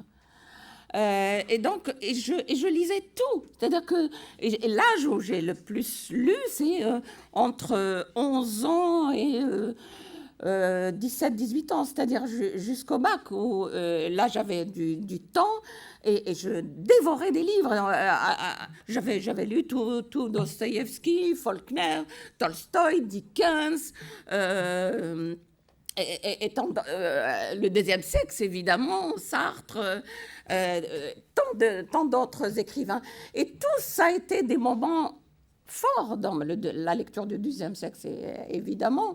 La lecture de Kafka, cet univers de la métamorphose ou l'univers du procès qui ressemblait, je pouvais facilement, l'univers du procès de Kafka, je pouvais facilement le transposer à l'Algérie, avec son absurdité. Et puis d'autres écrivains qui pouvaient être vraiment loin de ce noyau dur, comme Colette, comme Giono, comme les 20 premières pages, par exemple, Que ma joie demeure de Giono, j'ai dû les lire, je les trouvais belles, j'ai dû les lire. Ces 20 premières pages où il se réveille, il veut se lever, labourer sa terre, j'ai dû les lire une vingtaine de fois, tellement je trouvais ça, il y avait quelque chose, un élan qui me portait. Voilà, il y a quelque chose qui est... J'ai parlé tout à l'heure de Tahar Djaout. Et Tahar, on avait... Mon premier texte qui a été publié, c'est Les hommes qui marchent. Et Les hommes qui marchent, c'est l'histoire de ma famille, la fin de leur vie sous forme de roman, la fin de leur vie nomade. Et là, il y a énormément ma grand-mère qui parle, qui raconte son monde, etc. Et j'avais vu dans Le Monde que les Algériens créaient un prix en Algérie, et que pour une fois, c'était une poignée d'intellectuels algériens qui voulaient donner des prix à des auteurs algériens, et pas comme le faisait le gouvernement algérien, c'est-à-dire donner des prix aux apparatchiks du pouvoir. Et je m'étais dit, je vais envoyer mon texte, et je l'ai envoyé. Il y avait déjà Boujedra, il y avait Assia Djebar, qui est actuellement académicienne, et il y avait déjà ceux qui étaient confirmés. Moi, c'était mon premier texte. Et puis, j'ai eu la surprise d'être primée avec Tahar Djaout, tous les deux. Et nous avions passé la semaine, je connaissais déjà Tahar comme journaliste. Quand il venait au salon de Montpellier, j'allais le voir. Lui, il était écrivain avant moi. J'allais le voir pour discuter avec le journaliste, avec l'écrivain. Et donc, il m'avait fait une superbe critique de mon livre. Et on a été primés ensemble. On avait passé une semaine à faire la fête. Et toute la presse francophone était là pour rendre compte de cet événement, le premier prix algérien. Et la traduction, normalement, c'était justement une version arabe. Donc, c'était dès le premier. Ça ne s'est pas fait. Je vous explique. C'est parce qu'après, il y a eu la guerre civile. Et c'était devenu un tel événement. Au bout d'une semaine, la gueule de Malika et de Tahar en première page des journaux, que la télévision qui nous avait boycotté, qui avait boycotté le prix. Pourquoi ? Parce que c'est un organe de l'État, du gouvernement. Et donc, ils se sont trouvés quand même un peu... ils ont attendu, ils m'ont cherché au bout d'une semaine où ils ont attendu que je parte. Et qu'est-ce qu'ils ont fait ? Ils sont allés dans le désert, ils ont envoyé une équipe de télévision pour interviewer mes parents. Chose extraordinaire. Ma mère, elle ne sort jamais de chez elle, elle ne parle pas des étrangers. Pour une fois, mon père l'a laissé parler devant une caméra aux journalistes algériens qui lui ont dit « Mais qu'est-ce que ça te fait que ta fille soit devenue écrivain ?» Elle a levé les bras au ciel comme « Qu'est-ce que tu voulais qu'on fasse dans Je dois tout ?» On était bien obligés. Là, elle aurait « Qu'est-ce que tu veux que je te dise, mon fils ? Entre ma fille et moi, il y a toujours eu un livre. » C'est-à-dire que comme j'étais toujours... Même quand elle s'endormait, elle se cachait le visage derrière son livre. Et comme je venais de partir, j'avais le gars du centre, le directeur du centre culturel français m'a téléphoné, m'a dit « Tu sais pas, je viens de voir ta mère, je vais appeler la télévision pour qu'il te l'enregistre. Je viens de voir ta mère. » Et voilà ce qu'elle a dit. Je trouve ça très beau. Et moi aussi, je trouve que c'est la plus belle phrase que j'ai jamais entendue d'elle. Voilà.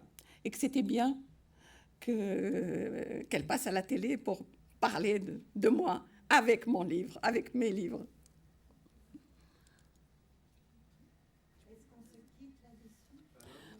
Ça pourrait être... J'ai une petite question, si ça ne vous dérange pas, c'était par rapport à... Je suis là, je suis ici. Par rapport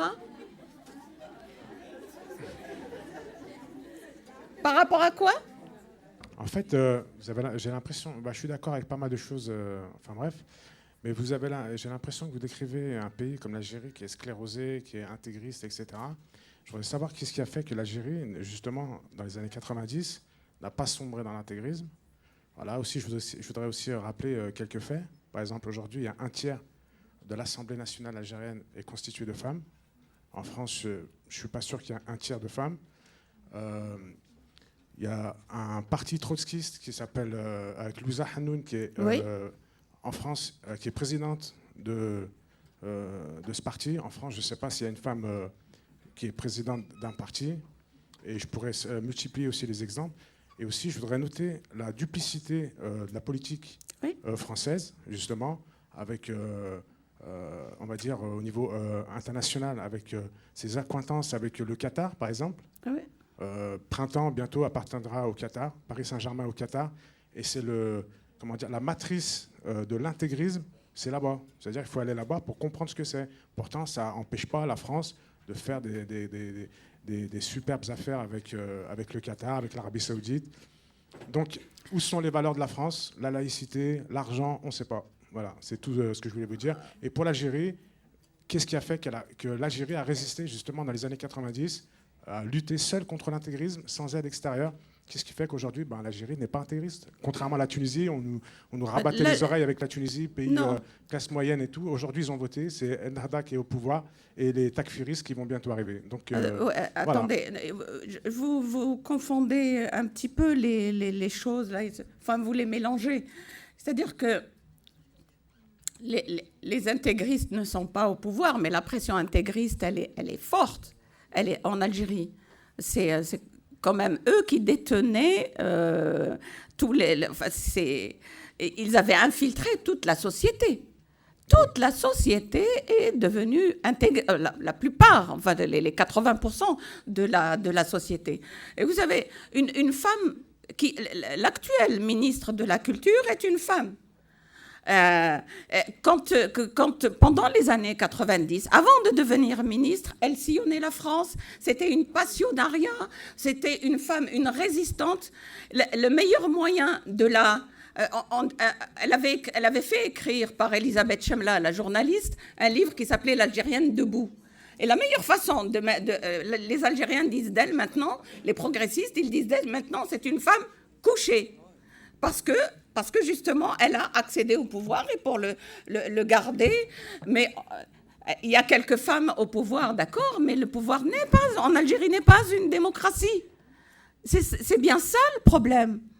Et en dehors je vous ai dit que dans la société, les femmes ont accédé au travail. Mais le problème, c'est qu'en dehors des villes comme Oran ou Alger, rentrez dans l'intérieur du pays, vous verrez la pauvreté, alors que l'Algérie est un pays riche, c'est immensément riche. Tout ce qui se passe dans le Sahel, qui est vraiment terrible. Il faut que je boive une... Vous vous rendez compte, dans le Sahel, il y a des ressources énormes. Et les enfants de cette grande partie du désert ont été abandonnés. Alors qu'ils foulent les ressources à leurs pieds, ils étaient totalement abandonnés. Qui les ont pris? Ça a été les barons de la drogue, les intégristes avec les armes, les drogues dures venant d'Amérique du Sud. Ils leur ont donné de l'argent, des 4x4, des GPS et des téléphones portables. Et voilà, ils sillonnent le désert et ça a produit ce que l'on sait.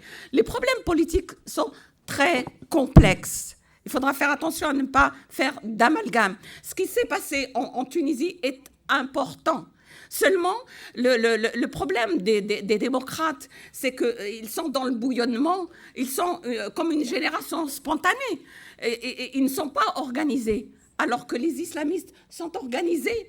Ils ont de l'argent pour mobiliser. Le travail qu'ils font dans les mosquées, ici et ailleurs, je suis d'accord, et partout... L'argent vient d'où? La question qu'il faut se poser. Elle vient de l'Arabie Saoudite et de l'Iran depuis toujours. Et du Qatar. Le Qatar, c'est maintenant. Mais voilà. Au départ, en Algérie, ça a d'abord été l'Arabie Saoudite et la Tunisie. C'est le Qatar qui finance tout ça. Et le Qatar... Monsieur, il y a quand même une chose, je ne voudrais pas qu'on mélange tout. Tout de même, en France, on est dans une démocratie. La meilleure preuve, c'est catastrophique. Actuellement, le contexte politique est catastrophique. Mais tout de même, des journalistes, en sortant des faits, ils peuvent débarquer des ministres. Ils peuvent mettre à mal un gouvernement. Ce n'est pas le cas de l'autre côté. Donc, il y a un long travail à faire.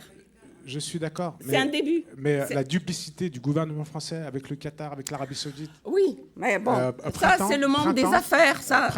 Printemps, Galeries Lafayette bientôt va appartenir au Qatar. Et en même temps, ils financent les terroristes au Mali, en Syrie, etc. Donc il faut se poser la question. Mais pendant longtemps, le dirigeant actuel d'Ennahda, il était en Angleterre. Pendant longtemps, alors qu'il y avait la guerre en Algérie, les intégristes étaient soit... des chefs étaient en train de travailler à partir de l'Allemagne ou c'est notre monde qui est comme ça. Et quand il y a de l'argent, ça complique encore davantage les choses. On pourrait peut-être soit arrêter là, soit revenir à une question d'écriture, plutôt que le politique. Est-ce qu'il y a une dernière question sur l'écriture? J'ai les 2 micros. S'il vous plaît. Est-ce que vous voudriez terminer sur vos prochains projets littéraires, justement? Oh non. C'est pas de la superstition, mais tant qu'un texte n'est pas achevé, je n'en parle pas. Voilà. Donc je suis en cours d'écriture. J'aurai fini le premier jet peut-être cet été ou je ne sais pas. Donc c'est un livre qui ne paraîtra pas avant l'année prochaine. C'est trop tôt. Je peux en parler quand je l'ai envoyé vers mon éditeur, mais pour l'instant il est encore à l'état inachevé. Donc là, on dit, il y a je et lui. Et je suis dans la peau de deux hommes. C'est je reviens à la guerre d'Algérie et c'est une histoire de deux gamins séparés par la guerre. Deux garçons, donc, qui ont des chemins très différents.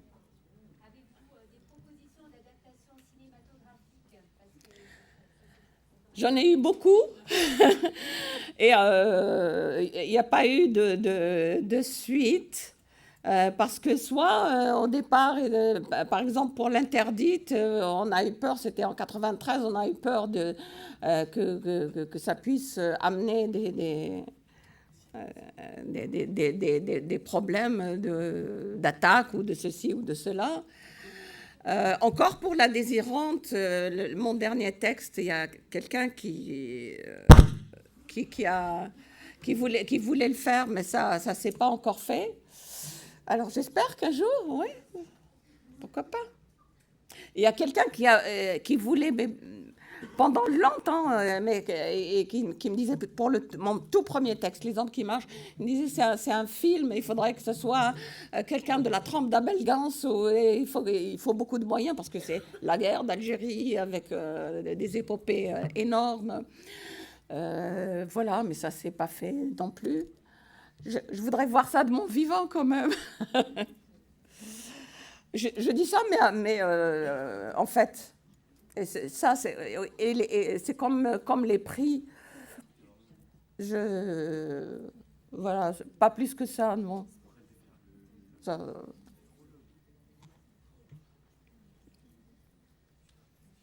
va?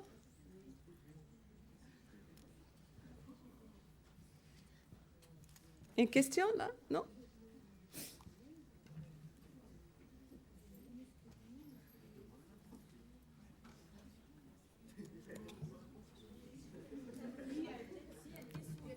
Oui.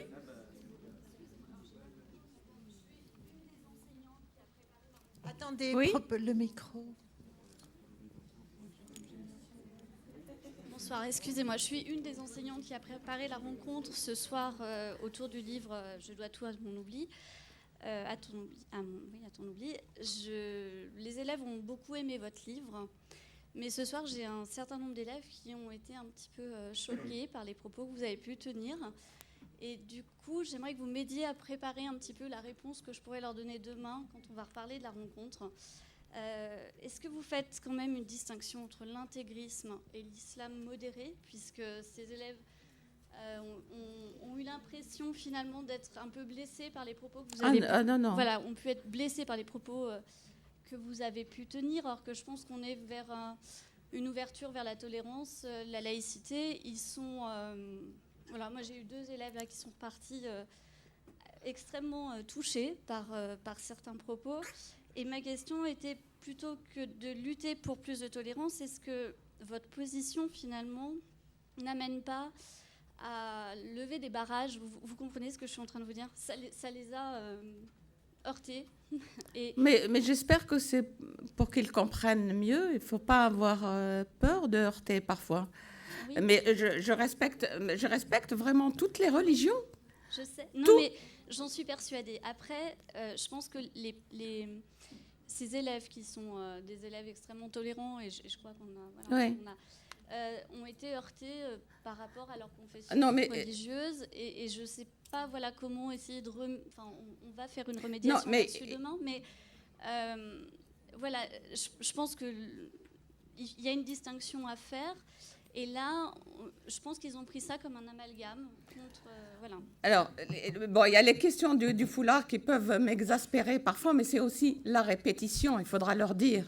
La répétition des choses qui viennent. Mais en revanche, bon, mon lien le plus grand, mon lien familial qui a fait que je n'ai jamais renié quoi que ce soit de mes origines, et mon capital affectif, c'était ma grand-mère qui était très pieuse, qui était, mais d'une sérénité avec sa religion qui n'était... C'était... Et c'est comme ça que j'ai appris.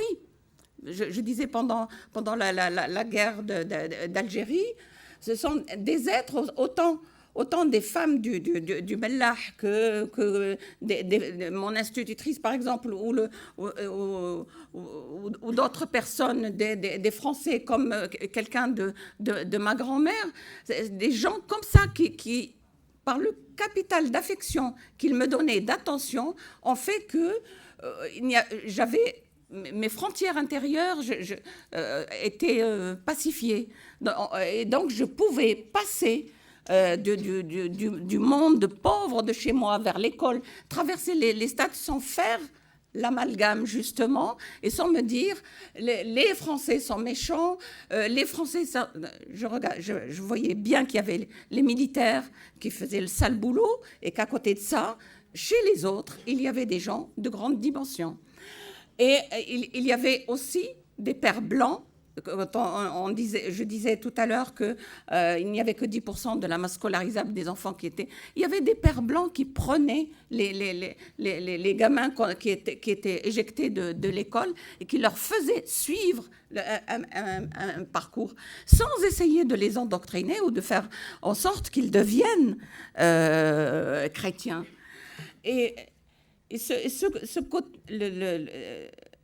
bien sûr que beaucoup de gens peuvent être blessés, mais moi, j'appartiens à cette civilisation musulmane. C'est une foi, d'accord, mais c'est aussi une civilisation. Il y a eu d'immenses poètes dans la langue arabe. Je disais que même le texte, le Coran est un texte magnifique. J'aimerais pouvoir l'entendre sans le parasitage qu'il y a autour. J'ai le plus grand respect pour les religions, toutes les religions, quand elles sont constitutives de l'individu et qu'elles n'aient pas les prétentions d'aller embrigader ou d'empiéter la liberté, quand elles participent de l'épanouissement de l'être et qu'elles l'ouvrent sur le monde au lieu de l'enfermer de plus en plus. Et c'est vrai que être musulman en Europe, ça peut être difficile parce qu'il y a une certaine visibilité qui fait tort ici et qui fait l'amalgame entre... Moi, je ne le fais pas. Moi, j'ai ce discours peut-être tonique parfois parce que je considère qu'un certain type de vêtements, un certain comportement relève de l'uniforme, de l'intégrisme. Et ça, je l'ai combattu toute ma vie. Donc, ça fait partie de mes combats. Et si je heurte des gamins, j'espère ne pas heurter des fois, même quelle qu'elle soit, mais les stigmates du religieux politique. Je tiens un discours politique. Moi, je le dis, je suis athée, mais je n'ai aucun mépris au contraire. Il n'y a pas de souci là.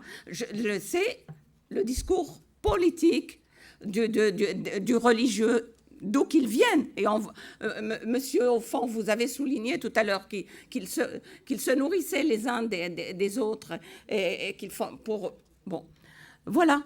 Et si je les ai choqués, j'espère que vous leur expliquerez cela et qu'ils réfléchissent à la chose.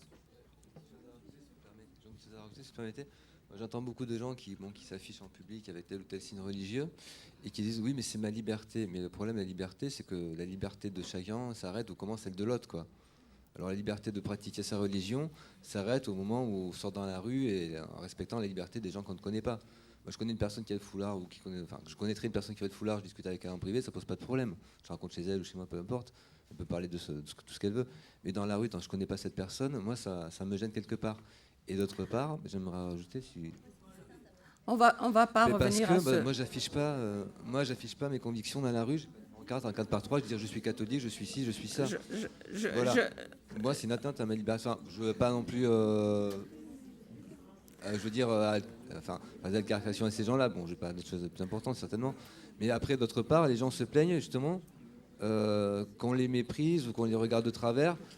Est-ce que s'ils faisaient peut-être preuve un peu plus de tolérance envers les autres, justement, parce qu'eux, ils en demandent, et justement, est-ce qu'ils seraient peut-être mieux acceptés dans l'ensemble de la société? Voilà, je termine ma question, merci. Est-ce que je disais, s'ils faisaient preuve un peu plus de retenue dans l'affichage de leurs convictions en public, je parle bien en public uniquement, est-ce qu'ils seraient peut-être mieux acceptés et ils se sentiraient moins, ces personnes stigmatisées par l'ensemble? On en a parlé tout à l'heure, ça c'est une question interminable. Et il y a dans cette attitude-là, c'est très complexe comme ressort qui agissent là. Il y a les religieux qui endoctrinent, etc. Il y a la mise... S'il vous plaît, les enfants. Il y a aussi le fait que une certaine mise à l'écart de ces populations-là a contribué aussi. A contribué d'une part à les fragiliser, d'autre part à ce que d'autres les embrigadent. Mais il y a aussi, et ça c'est peut-être plus pervers, un besoin de visibilité et un besoin de faire communauté. On est dans un pays où on devrait ne former qu'une communauté. Donc, c'est plusieurs choses qui agissent dans ce comportement. Et d'autres, c'est seulement aussi, il y a une partie, il ne faut pas se le cacher, c'est juste comme lorsque les adolescents, il y a une décennie ou une quinzaine d'années, se teignaient les cheveux en rouge ou en vert, et cela, ça leur passera. Voilà. Il y a plusieurs choses qui interviennent dans... Bon. Vous avez raison.